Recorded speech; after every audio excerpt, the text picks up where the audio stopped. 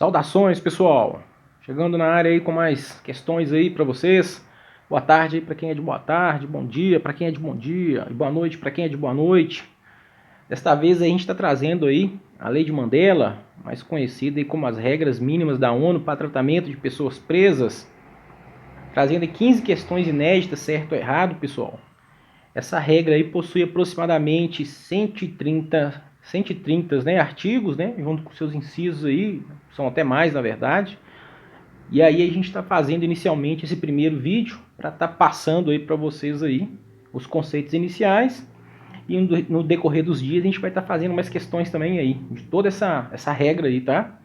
Perfeito?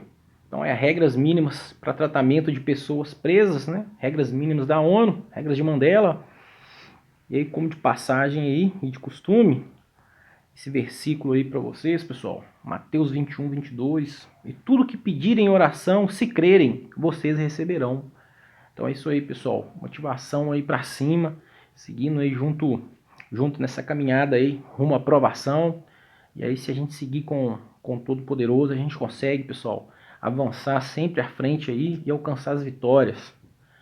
É isso aí, pessoal. Tamo junto, hein? Questão aí, certo ou errado, 15 questões. Na medida aí em que a gente venha perpassar pela lei, a gente faça alguns comentários breves aí, tá? Mas de forma célere. A ideia aí é que a gente consiga pegar os pontos principais aí dessa regra e, na medida do possível, trazendo mais vídeos aí dessa mesma regra para vocês aí. Perfeito? Comando sempre da mesma forma, né? Certo ou errado vai ser as questões. Então você dê certo o que é de certo e errado o que é de errado, para a gente poder conseguir vencer essa batalha aí, pessoal. Então vamos lá, vamos de questão. Questão número 1.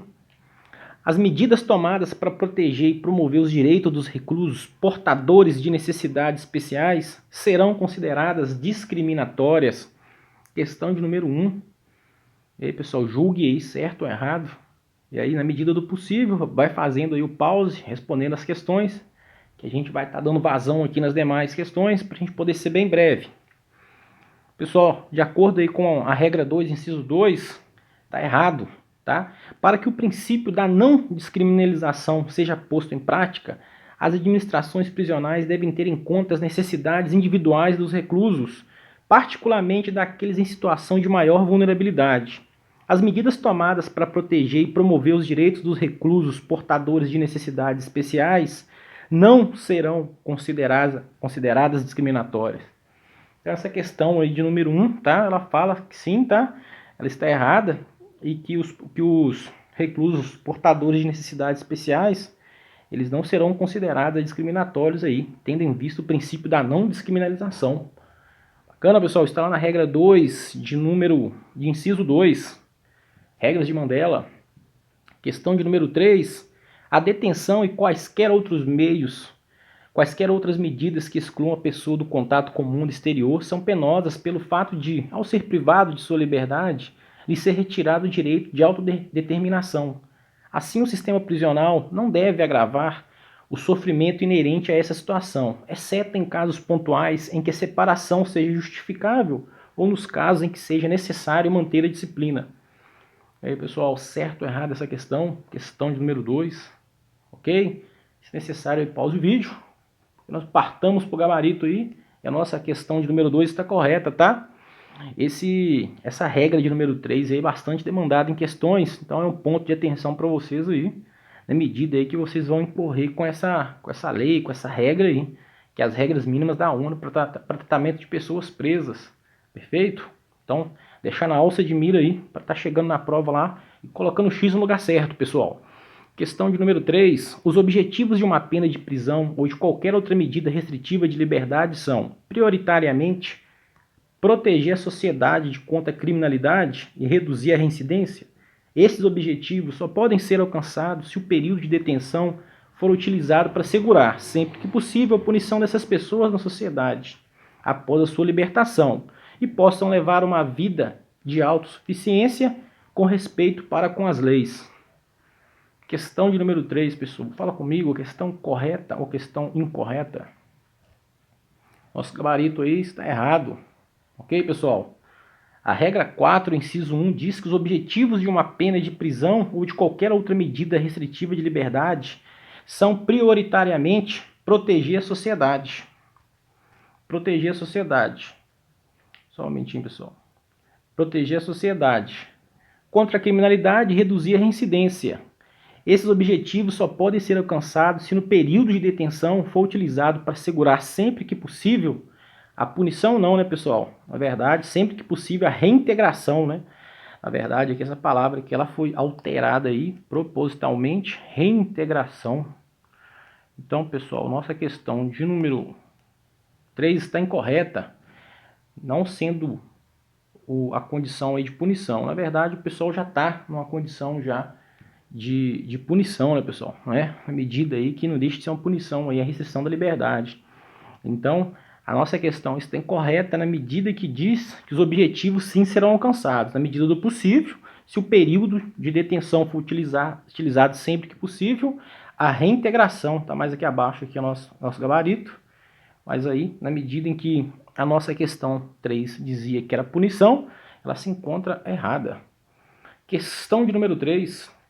Considere a seguinte afirmação: as celas ou locais destinados ao descanso noturno não devem ser ocupados por mais de um recluso. Se por razões especiais, tais como o excesso temporário da população prisional, for necessário que a administração prisional adote exceções a esta regra, deve-se evitar-se que 2 reclusos sejam alojados numa mesma cela ou local. Questão de número 4, pessoal. Certo ou errado? No que diz respeito ao alojamento, à ocupação, partimos aí para o gabarito? Correto, pessoal, tá? A nossa questão aí de número 3 diz que as celas e os locais destinados a descanso noturno não devem ser ocupados por mais de um recluso. Se por razões especiais, tais como o excesso temporário de população prisional, for necessário que a administração prisional adote exceções dessa regra, deve-se evitar que 2 reclusos sejam alojados numa mesma cela ou no mesmo local. Então, no que diz respeito à ocupação aí, né, a regra de Mandela, ela é bem clara aí em alguns requisitos. Lembrando que são regras, né, pessoal? Isso não é lei, isso não é determinação. Logo no preâmbulo aí dessas regras de Mandela já fala que com que essa regra for aplicada, será levar em conta a localidade, né, as condições, as leis lá do país. Então, ela tenta ser um pouco mais abrangente. Mas aí ela fala, né, que onde tiver ocupação, né, dos reclusos no período noturno, seriam apenas de 1. Se necessário for, né, essa regra aí foi excepcional, 2 reclusos devem ser evitados, alojados numa mesma cela. Mas aí, pessoal, a regra aí bem tranquila para a gente poder adotar na prova lá. Quando tiver as questões, é só a gente julgar o que é mais favorável, né, entre aspas aí, ao detento, aquilo, né, que se aproxima mais de uma realidade digna. Aí a gente vai ter êxito nas questões. Perfeito? Questão de número 5. Os reclusos que detêm um bom comportamento, que não efetuam trabalho exterior, devem ter pelo menos 1 hora diária de exercício adequado ao ar livre, quando o clima permitir. E aí, pessoal, essa questão fala aí que os reclusos que ostentem bom comportamento e que não efetuem trabalho exterior devem aí pelo menos ter 1 hora de exercício adequado ao ar livre. E aí, pessoal, partamos para o gabarito aí errado. Não existe aí essa condicionante aí se o recluso tiver bom comportamento. Na verdade, são todos, tá, pessoal, que não efetuam trabalho no exterior devem ter pelo menos 1 hora diária de exercício adequado ao ar livre, quando o clima assim permitir. Então, nossa questão 5 está incorreta. Então, são todos os reclusos, pessoal. Perfeito? Questão de número 6. Os serviços de saúde devem ser compostos por uma equipe interdisciplinar, com pessoal qualificado e suficiente, capaz de exercer a atividade com total independência clínica, devendo ter conhecimentos especializados de psicologia e psiquiatria. Questão de número 6 aí, pessoal. Fala aí com condição ao pessoal, à equipe. Será que essa capacidade aí ela vai estar chegando aí à condição da psicologia e a psiquiatria? Será que será necessário aí ter? Questão de número 6 está certa. Estranho porque a gente veio falar ao longo da LEP, né, que lá fala essas assistências, não fala sobre psicologia, sobre psiquiatria, e aí você vê que as regras de Mandela, ela vem trazendo, né, a questão da psiquiatria e também a psicologia, sendo estendido também aos presos aí. Então nossa questão de número 6 está correta, regra 25, inciso 2, pessoal. A decisão que permita a criança ficar com seu pai ou com sua mãe no estabelecimento prisional deve ser baseada no melhor interesse da administração prisional. Questão de número 7 aí, diz respeito aí à condição da criança, a sua permanência. Qual seria o nosso gabarito, pessoal? Questão errada. Regra 29, inciso 1, traz pra gente que a decisão que permita a criança ficar com o pai ou sua mãe no estabelecimento prisional deve ser baseado no melhor interesse da criança, tá? Não no interesse da administração. Seria até um pouco, né, contraditório, né? A gente fala de uma regra que sempre versa aí sobre os interesses aí do preso, a condição de dignidade, a gente colocar isso aí na mão do Estado, né, pessoal? Intransigente aí seria a nossa resposta aí, se a gente colocasse como certo. Então, questão de número 7, incorreta. Questão de número 8. Se durante o exame de admissão, na prestação ou na prestação posterior de cuidados médicos, o médico ou profissional de saúde detectar qualquer sinal de tortura, punição, tratamentos cruéis, desumanos ou degradantes, deve registrar e comunicar tais casos, dentre outros, à autoridade judicial competente. E aí, pessoal, acerca da admissão aí dos cuidados aí com o preso, certo ou errado? Questão está correta, pessoal, tá? Se durante o exame de admissão ou na prestação posterior de cuidados médicos, o médico verificar, né, ou o profissional de saúde, qualquer sinal de tortura ou punição, tratamento desumano, cruel ou degradante, tal fato deve ser comunicado, né, à autoridade judicial competente. Então, importante aí, a lei, né, a regra de Mandela não fala juiz, né? Geralmente ela vai estar ligando lá a autoridade administrativa, autoridade judicial, então a gente sempre vai estar pegando de forma bem genérica essas questões aí. Perfeito? Então nossa questão de número 6 está correta. As seguintes práticas em particular devem ser, sempre que possível, evitadas. Trata aí do confinamento solitário indefinido e o confinamento solitário prolongado. Será, pessoal, que essas práticas aí, o confinamento solitário indefinido e o solitário prolongado deve ser sempre que possível evitado? Questão de número 9, errado. Que diz respeito à regra 4.3, inciso 1, fala que as seguintes regras devem ser proibidas. Quais são elas? Confinamento solitário indefinido, confinamento solitário prolongado, detenção em cela escura ou constantemente iluminada e castigos corporais ou redução da alimentação ou água potável do recluso. E abaixo falava, pessoal, tem também mais um aqui que fala dos locais aí que estejam constantemente iluminados e também da condição da iluminação em cela escura, tá? Então, essa questão aí, ela fala sobre a iluminação. Como que a gente não vai conseguir pegar ela aqui? A edição acabou cortando, mas aí, leve para sua prova aí. Regras 43, inciso 1. Questão de número 10. As sanções disciplinares ou medidas restritivas não devem incluir a proibição de contato com a família. O contato familiar só pode ser restringido durante um período limitado de tempo e enquanto for estritamente necessário para a manutenção da segurança e da ordem. Questão de número 10, correta. Questão incorreta. Pause o vídeo. Nossa questão está certa, pessoal. As sanções disciplinares ou as medidas restritivas não devem incluir a proibição com a família. Então a regra é que não deva, tá, ter essa restrição, essa proibição. O contato só poderá ser restringido durante um período limitado de tempo, enquanto for estritamente necessário a manutenção e a segurança da ordem pública. Segurança da ordem. Então vem aí com a restrição, né, e depois vem aí com adendo, vem aí com salvo, com exceto. Então regra 43, inciso 3º, tá? De acordo aí, a nossa questão está certa. Questão de número 11. Para os efeitos tidos como convenientes, o confinamento solitário refere-se ao confinamento do recluso por 22 dias ou mais, sem contato humano significativo. Questão de número 11 aí, valendo sua aprovação, certo ou errado? Nossa questão está correta, pessoal. A questão está errada. O gabarito aí está de acordo aí com a regra 44. Para os efeitos tidos por convenientes, o confinamento solitário refere-se ao confinamento do recluso por 22 horas ou mais por dia, sem contato humano significativo. E aí também falam, né, dando continuidade aí à regra 44, que o confinamento solitário prolongado refere-se ao confinamento por mais de 15 dias consecutivos.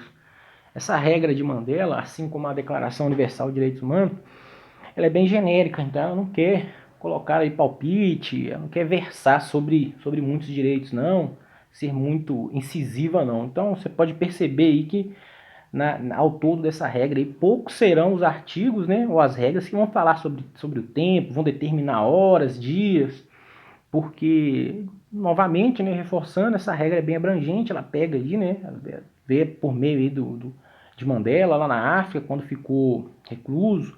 Então isso tende a emanar aí para demais países, né? Então você vê que em alguns lugares pode ser que 22 horas ou mais por dia. Então eles colocam um valor ali bem sóbrio, de modo aí que seja bem isonômico. Então essas questões aí da regra de Mandela, reforçando, são bem genéricas, né? Então a nossa questão de número 11 está incorreta. Questão de número 12. O confinamento solitário deve ser somente utilizado em casos excepcionais, como último recurso durante o menor tempo possível, e deve ser sujeito a uma revisão independente, sendo aplicado unicamente de acordo com a autorização da autoridade competente. E aí você observa novamente aí uma imparcialidade, né? Menor tempo possível.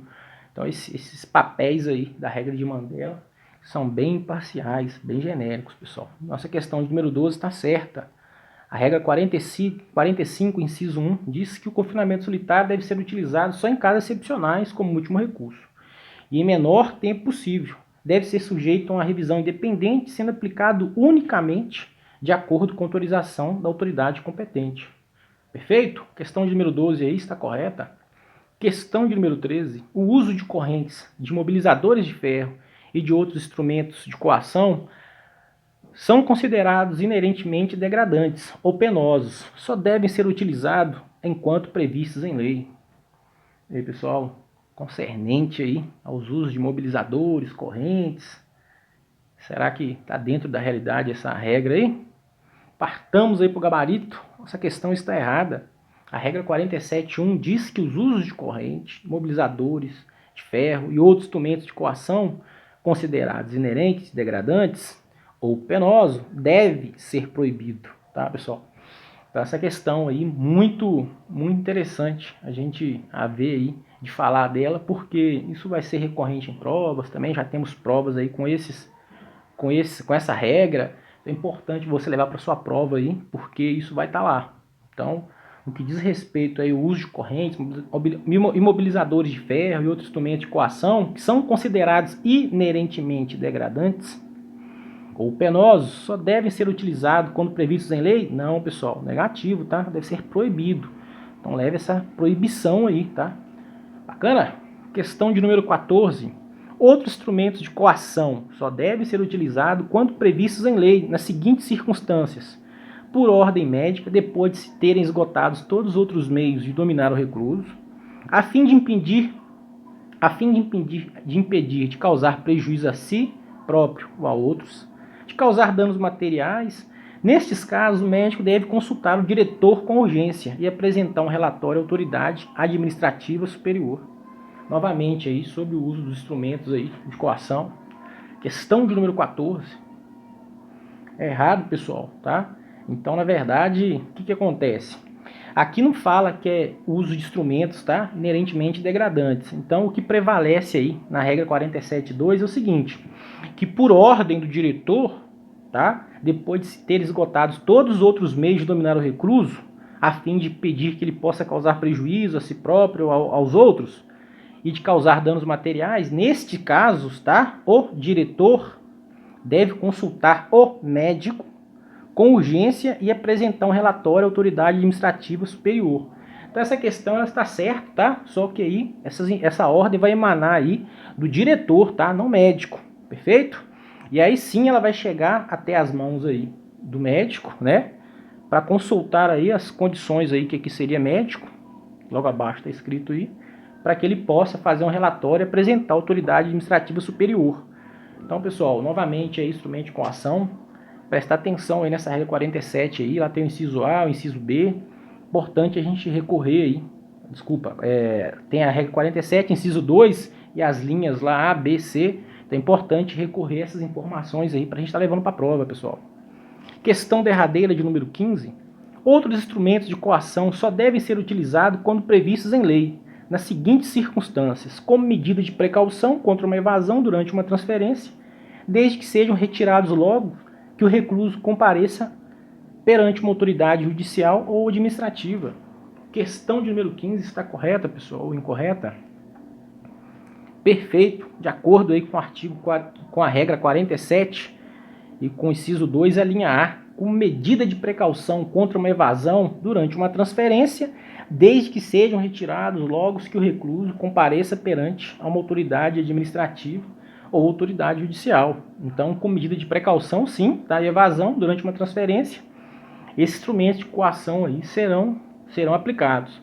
E aí, pessoal, quando falar instrumento de coação, eles entendem que algema, né? Esses usos aí que acometam o preso aí, diante aí de alguma movimentação, diante aí de algum processo interno no sistema, eles entendem que isso é como se fosse instrumento de coação. Mas na sua prova vier lá falando que é instrumentos inerentemente degradantes, né, que façam aí qualquer tipo de medida aí cruel, evasiva, sai fora, a questão vai estar errada. Mas a instrumento de coação, eles entendem que é algema, né, imobilizadores, então eles entendem que tudo isso aí é instrumento de coação. Então por isso que é importante lá você estar sempre calçado aí da regra 47 para a gente poder entender acerca aí desses instrumentos. Perfeito, pessoal? Então finalizamos aí mais um vídeo, dessa vez aí acerca da regra de Mandela. Peço a todos aí que compartilhem, comentem, façam críticas e sugestões. Perfeito, pessoal? Contribuindo com vocês aí novamente nessa caminhada aí rumo à aprovação. E conte conosco, está na escuta aí, beleza? Valeu, pessoal. Fui.